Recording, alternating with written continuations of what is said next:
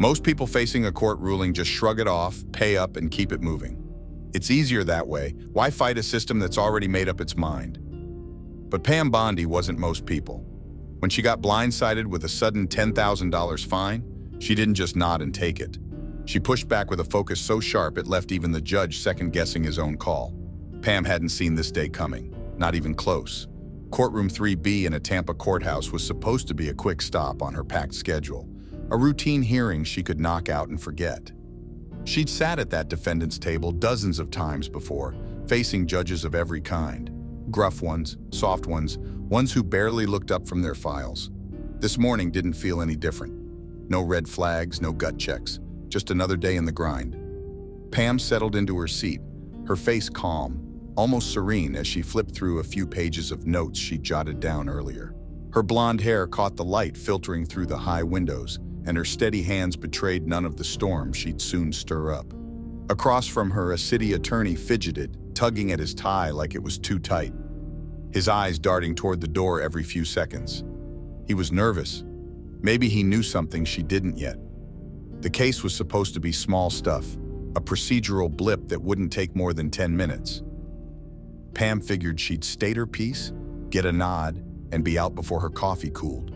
But the moment Judge Raymond Dalton walked in, the air shifted, and a quiet instinct prickled at the back of her neck. Something was off. Dalton was a presence you couldn't ignore.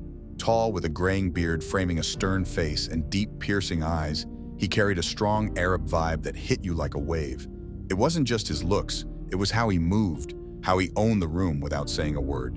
Most judges ease into a hearing, flip through papers, nod at the lawyers, take a beat to settle. Not Dalton. He strode to the bench, sat down, and cut straight to it. "Let's jump right in," he said, his voice flat, dry, giving nothing away. Pam sat up a little straighter, her fingers pausing on her notes. The room felt colder, heavier, like the stakes had just spiked without warning. "The court's reviewed this matter," Dalton went on, his tone clipped and mechanical. "And after weighing the arguments, I find the defendants violated Local Rule 14B. That's a $10,000 fine due now." Silence crashed over the room, thick and sudden. Pam's eyebrow twitched, just a flicker, but inside, her mind kicked into high gear. She'd expected some discussion, maybe a warning, a chance to hash it out. But this? A snap ruling dropped like a brick. No debate, no nothing. Even the city attorney seemed thrown, shooting her a quick glance that almost said, "I didn't sign up for this." Pam's pulse ticked up, but her face stayed a mask. She'd learned long ago not to let surprise show. She laced her fingers together on the table, her voice steady as steel. "Your Honor, with all due respect, we haven't even started here. I haven't had a shot to lay out my side."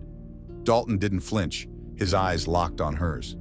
"Your side's irrelevant," he said, cold and final. "The rule's clear and so's the violation." Pam took a slow breath, letting it settle, keeping her composure tight. The room felt too still now, the air pressing in. She wasn't one to rattle. Years of courtroom battles had hardened her, but this felt different, deliberate. She glanced at Dalton, studying him. Something glinted in his eyes, a certainty that went beyond a judge's usual authority. This wasn't just a call, it was a play, a move to put her in check. Inside, Pam felt a spark flare, part frustration, part resolve. She'd faced down bigger dogs than this, and she wasn't about to let some quick-draw ruling steamroll her. Her voice stayed cool, but it carried an edge. "If the rule's that obvious, Your Honor, why are we even here? I'd like a chance to make my case." Dalton eased back in his chair, his lips curving just a hair. Not a smile, more a smirk, like he'd expected her to bite. "Go ahead and try, Miss Bondi," he said, "but I'm telling you, it won't change a damn thing." That's when it clicked. This wasn't just about the fine or the case. It was about her, about testing her, maybe knocking her down a peg in front of everyone watching. Pam shifted her papers, more for show than need. She knew her ground cold. The fine itself? She'd handled worse messes and walked away clean. But the principle here, the idea that she'd just roll over for this, no chance. She locked eyes with Dalton, her gaze steady, unflinching. "Guess we'd better get started then," she said, her tone calm but loaded. The air thickened, tension coiling tight. The city attorney squirmed again, his tie a lost cause now. The stenographer adjusted in her seat, fingers poised. A few folks in the back, lawyers, clerks, stragglers, leaned in, sensing the shift. Pam didn't need her notes.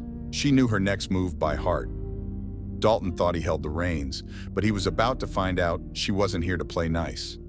What she'd say next would set the whole room on edge, and it was only the beginning of this fight.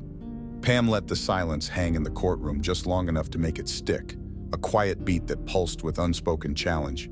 She didn't rush, didn't flinch. Her hands stayed steady as she flipped a page in her folder, more for effect than necessity.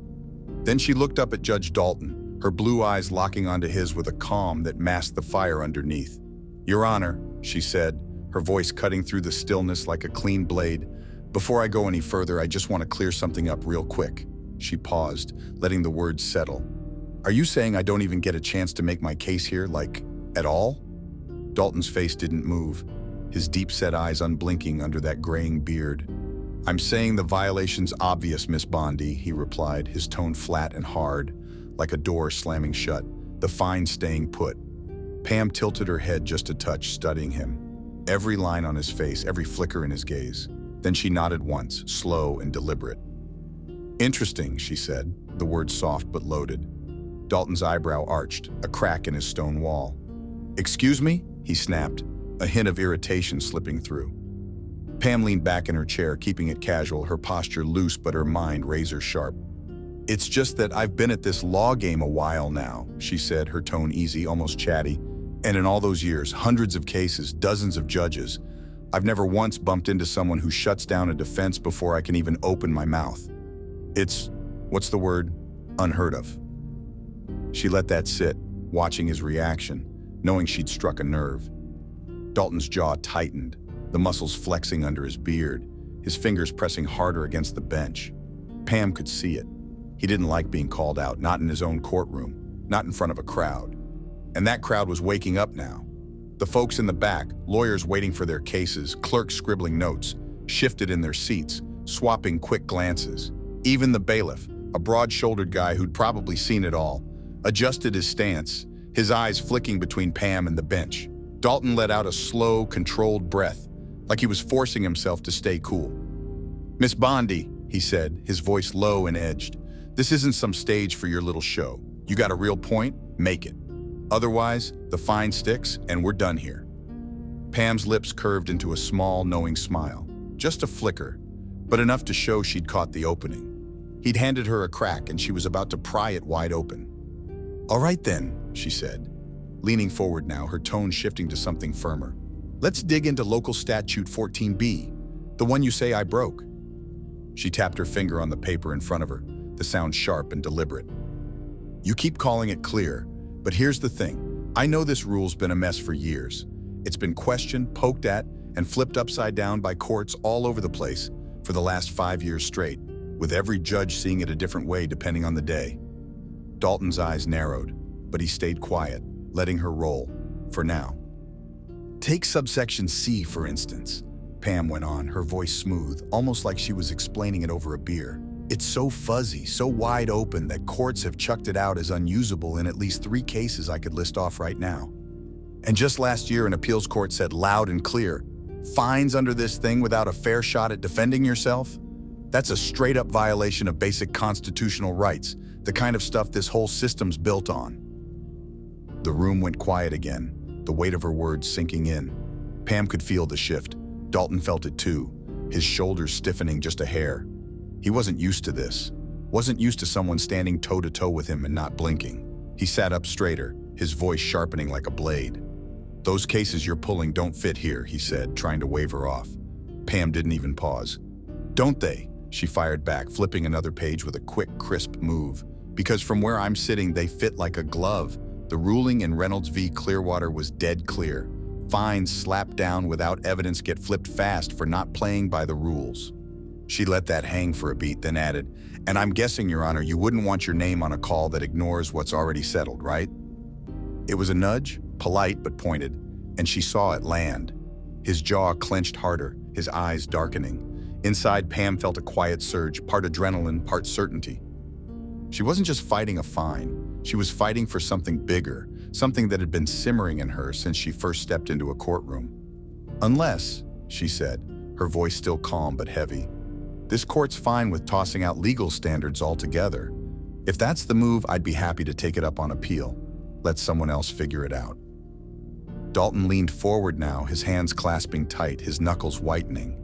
"You trying to push me with an appeal, Miss Bondi?" he asked, his tone low, almost a growl. Pam let out a soft breath, a faint chuckle with no real humor. "Your Honor," she said, "I don't push anybody. I just lay out the law, plain as day." A low murmur rippled through the back, heads turning, whispers spreading. Pam had done it. She'd flipped the script, put Dalton on the spot. He wasn't just handing down rulings anymore. He had to answer for them. And he hated it. She could see it in the way his fingers gripped the bench, the way his eyes bored into hers. The city attorney cleared his throat, trying to cut in. "Your Honor, if I..." he started, but Dalton shut him down with a quick raise of his hand, his gaze never leaving Pam. The silence stretched, thick and tense, until finally he spoke. "Fine," he said, the words sounding like it hurt. "Make your case." Pam gave a small nod, not a victory lap, just a step forward. She tapped her papers again, her mind already racing ahead. "Let's start with the statute itself," she said, her voice steady. "Local Statute 14B says any group not following a city rule gets fined. Simple, right? Except following is so murky it doesn't even match basic fair process rights." Dalton sighed, looking unimpressed, but she caught the flicker in his eyes. He was listening, whether he liked it or not. "It's worked fine before," he said, brushing her off again. Pam tilted her head, a spark flashing in her gaze. "Funny thing, records show 4 cases where it got tossed out for that exact murkiness I'm talking about." Dalton's grip tightened, his cool slipping. Pam knew she had him rattled. He wasn't expecting this fight, wasn't expecting her to dig in so deep, but she wasn't stopping now. She'd started this for a reason, not just the fine, but the principle, the idea that no one, not even a judge, could bulldoze over what's right. And as she stood there, papers in hand, she could feel the room tilting her way, the fight shifting into something bigger than just her and Dalton. What came next would push it even further, because this wasn't over, not by a long shot. Dalton's grip on the bench stayed tight, his knuckles pale against the dark wood, but Pam didn't let it shake her. She'd rattled him. She could see it in the way his jaw clenched, the way his deep eyes flickered with something between frustration and disbelief. He wasn't used to this, wasn't used to someone standing their ground so steady in his courtroom. Pam felt the shift in the air, the weight of the room tilting her way, and she wasn't about to let up. She'd started this fight for more than just a fine. It was about the line she wouldn't let anyone cross, not even a judge with all the power in the world. "Guess we're digging deeper then," she said, her voice calm but firm, tapping her papers again. "Because if this statute's shaky, and it is, I'm not the one who's got to explain why it's still standing." Dalton let out a slow breath, trying to keep his cool, but Pam caught the edge in it. He was stalling, scrambling to hold his footing. "Those cases don't match this," he said again, his tone sharper now, like he was grasping at straws. Pam didn't flinch. "They match enough," she shot back, flipping a page with a quick practice flick. "Henderson v. City of St. Petersburg, same statute, same setup. Appeals court said the city's take stepped over state rights because it didn't give fair warning or clear rules. Sound familiar?" She paused, letting it sink in, her eyes steady on his. "That judge called it unenforceable when they dug into it, said it's got to have evidence, not just someone's word." The room stayed quiet, the hum from the back fading as her words landed. Dalton's face didn't budge, but his silence said plenty. He was cornered, and he knew it. Inside, Pam felt a quiet burn, not anger, but purpose. She'd walked into this expecting a quick hearing, but now she was in a standoff, and every move mattered. The city attorney tried to jump in, his voice shaky. "Your Honor, I think we're..." Dalton cut him off with a quick hand, his gaze still locked on Pam. She didn't wait for him to regroup. "So respectfully," she said, "I'm not asking for a free pass here. I'm asking for this to make sense. If a higher court's already called this statute shaky, how's this fine holding up?" Dalton leaned back, his eyes scanning her, calculating, but he didn't answer. Not yet. Then out of nowhere, he grabbed his gavel, the wood clacking loud in the stillness. 15-minute break, he said. His voice clipped as he stood up fast and bolted for his chambers. Pam set her papers down, her face cool, but inside, her mind raced. He wasn't caving, but he wasn't winning either. He needed time, maybe to check her cases, maybe to figure out how to flip this back. She didn't envy him. Raymond Dalton wasn't a man who liked being pushed, and she'd just shoved him hard. The courtroom buzzed low as he disappeared, lawyers in the back whispering, the stenographer stretching her fingers. Pam stayed still, her hands resting easy, but her thoughts were already on what came next. Those 15 minutes stretched long, the clock ticking slow above the bench. Pam didn't move, didn't fidget. Her blonde hair caught the light, her posture steady, but her mind was a storm of angles and outcomes. Dalton's exit bugged her. He wasn't the type to pause, to hesitate. She'd heard stories about him, the judge who ran hearings like a machine, never blinking. So this? This was him regrouping, maybe plotting something bigger. She wasn't celebrating yet. Guys like him didn't back down easy, and she knew better than to underestimate him. The door to the chambers finally creaked open, and Dalton marched back in, his stride stiff, his face a mask. But he wasn't alone. Judge Alan Whitaker stepped in beside him, silver hair, calm eyes, a senior judge with more pull than Dalton could dream of. The room's vibe shifted hard, a jolt running through the air. Pam's stomach tightened for a split second, but her face stayed blank. She wasn't giving them an inch. Bringing in Whitaker mid-hearing. That wasn't normal. That was a power play, and it meant Dalton was desperate. He sat down, clearing his throat. "I've asked Judge Whitaker to join us," he said, his voice tight. "Asked?" Pam didn't buy it. Someone had pulled a string, fast. Whitaker settled in, giving her a slow nod, his presence heavy but quiet. "Miss Bondi," he said, his tone even. "I hear you've got issues with Statute 14B. Pam met his gaze, unflinching. "That's right." He clasped his hands, leaning forward. "You think this fine's got to go based on higher rulings?" She didn't hesitate. "I know it does." A faint murmur rippled through the room, shock, curiosity. Dalton's lips pressed thin. Whitaker raised an eyebrow, intrigued. "Bold call," he said, "but let's dig in. Henderson, you know a later ruling said parts can still fly with local say-so?" Pam felt the twist. They were tag-teaming her now. She folded her hands, calm as ever. "I know it," she said, "but it also said enforcement needs hard evidence, something we're missing here." Whitaker nodded, like he'd expected that. "All right," he said. "The officer who flagged this is here. Want to ask him?" Pam's pulse ticked up, but she buried it deep. Game on. "Yes, Your Honor," she said, steady. She turned as Officer Brian Calloway stood from the back, middle-aged Navy uniform crisp, carrying himself like he owned the place. Dalton waved him up. Calloway swore in, sat down, arms crossed. Pam walked over, slow and deliberate, her heels clicking soft. "You flagged this violation?" she asked. He nodded. "Yes, ma'am." She glanced at the crowd, watchers, no jury. "What tipped you off?" Calloway shrugged, gruff. "Statute's clear. Property wasn't up to code. I saw it, wrote the fine." Pam clasped her hands behind her back. "Got pics?" He paused. "No, ma'am. Didn't need 'em." She smiled, slight but sharp. "No proof, but you find anyway?" He shifted, leaning forward. "I've got years of know-how." Pam turned to the bench, her voice firm. "Your Honor, no photos, no notes. Just one guy say so. That's against the evidence rules Whitaker tied to that ruling." Whitaker leaned back, a faint nod. He knew she was right. Dalton tapped the bench, avoiding his eyes. He'd thought Whitaker would box her in, but Pam was unraveling it all. She'd taken a stand, not just for herself, but for what the law should be, and the fight was far from over. What came next would tip the scales, and she was ready to push it all the way. Pam stood there, facing Officer Calloway, her small, sharp smile fading into a steady gaze as his words hung in the air. "I've got years of know-how." She let that sit for a beat, the room's quiet pressing in, then turned to the bench, her voice cutting through like a steady drumbeat. "Your Honor," she said, her tone firm but calm. "No photos, no notes, no witnesses, just one guy's say-so. That's all we've got here, and it flies right in the face of the evidence rules Judge Whitaker tied to that appeals ruling." Whitaker leaned back in his chair, his silver hair catching the light, his calm eyes giving a faint nod. He knew she'd nailed it. Dalton's fingers tapped the bench, quick and restless, his gaze dodging Whitaker's for a split second. He'd banked on the senior judge, boxing her in, but Pam was tearing their case apart thread by thread. She stepped closer to the bench, her heels clicking soft but sure, her posture straight. "So I've got to ask again," she said, locking eyes with Dalton. "How's this court okay with dropping a $10,000 fine on nothing but a hunch?"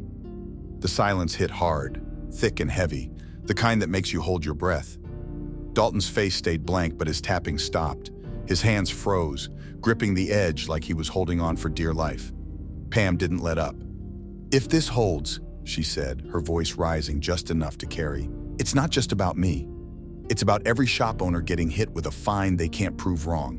Every homeowner stuck paying for something they can't even see. That's not law, that's a free-for-all. The gallery stirred. Heads nodded slow, whispers flickered. Pam turned to them for a moment, her blonde hair shifting as she swept her gaze across the crowd. Lawyers, clerks, everyday folks who'd stayed to watch. Imagine that, she said, her tone dropping, real and raw.